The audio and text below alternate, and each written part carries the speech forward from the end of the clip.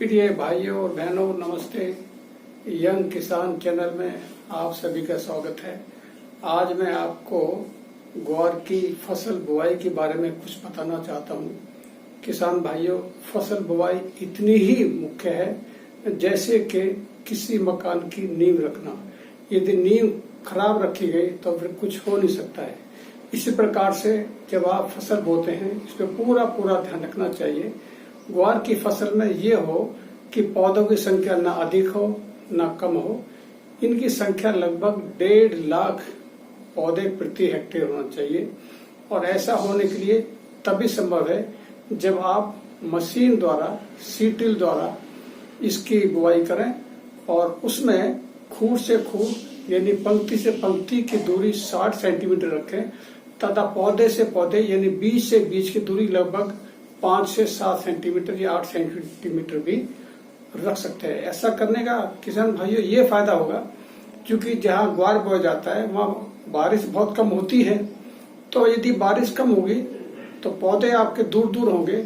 दूर होने से पौधों में यदि बारिश कम होती है तो जल के लिए किसी प्रकार का कंपटीशन नहीं होगा और पौधे अच्छी तरह से फैलेंगे, शाखाएं फैलेंगी, अच्छी उन पर फली आएंगी, अच्छा उत्पादन होगा। इसके अलावा यदि उल्टा हो जाता है, यदि बारिश बहुत अधिक हो जाती है तो चूंकि पौधे दूर दूर हैं वो भी बहुत फैलेंगे और उन पर भी शाखाएं अच्छी आ जाएंगी। तो दोनों अवस्थाओं में यदि बारिश कम भी है या बारिश अधिक भी है तो इस तरह से आपके फसल का बीमा हो गया। फसल आपकी मरेगी नहीं, बहुत अच्छा उत्पादन देगी। तो ये बात बहुत जरूरी है किसान भाइयों। इसके अलावा मैं आपसे बताऊं, जब आप बोते हैं, बोते वक्त क्या होता है कि कई बार बहुत नीचा गहरा बो देते हैं।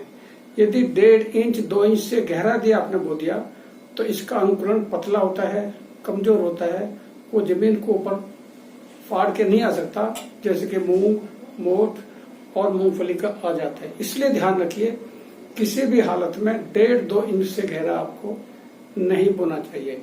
इसके अलावा किसान भाइयों, आपने देखा होगा कि यदि आपने बुआई कर दी और 1-2 दिन के अंदर बारिश होगी तो समझिए फिर तो आपको फसल दोबारा बोनी ही पड़ेगी, क्योंकि एकदम से जब बारिश होती है तो मिट्टी का कटाव होता है और मिट्टी खूड़ों में भर जाती है और फिर वो उग नहीं पाता है। तो यह जरूरी है कि आप जब भी फसल की बुआई करते हैं तो देखें कि आकाश साफ हो जाए, धूप निकल आए।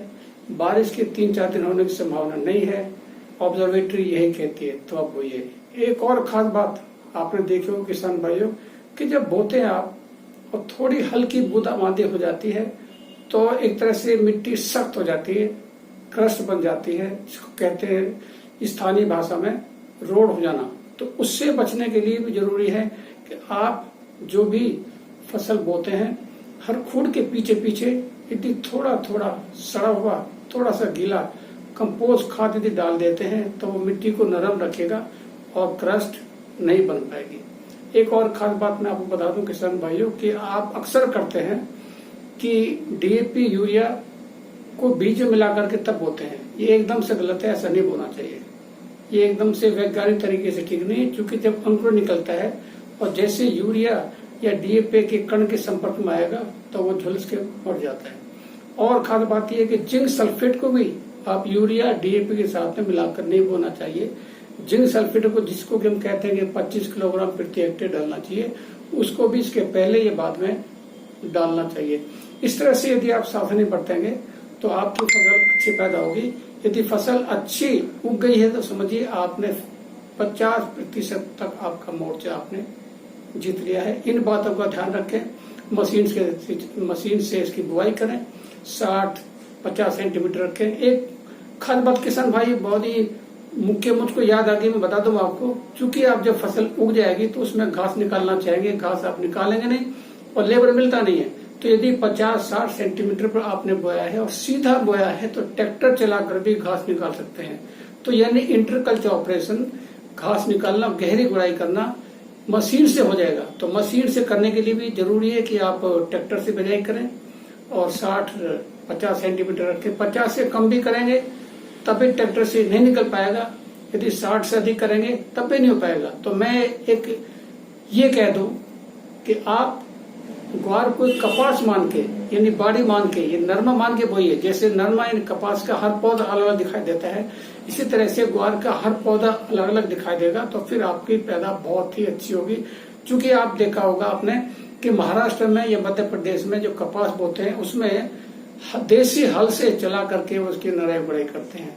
तो ये बड़ा है, बहुत 3-4 बातें आपके लिए बहुत ही आवश्यक है। इनके यदि आप ध्यान रखेंगे तो आपकी फसल इतनी अच्छी होगी। मैं समझता हूँ 10 से 12 क्विंटल प्रति हेक्टेयर तो उपज आपकी आ ही जाएगी, यदि आपने अच्छी किस्म भी ले ली, सब कुछ कर लिया। यदि बोने का तरीका सही नहीं है तो फिर आप कुछ हो नहीं पाएगा। तो इन बातों को आप ध्यान रखें। धन्यवाद।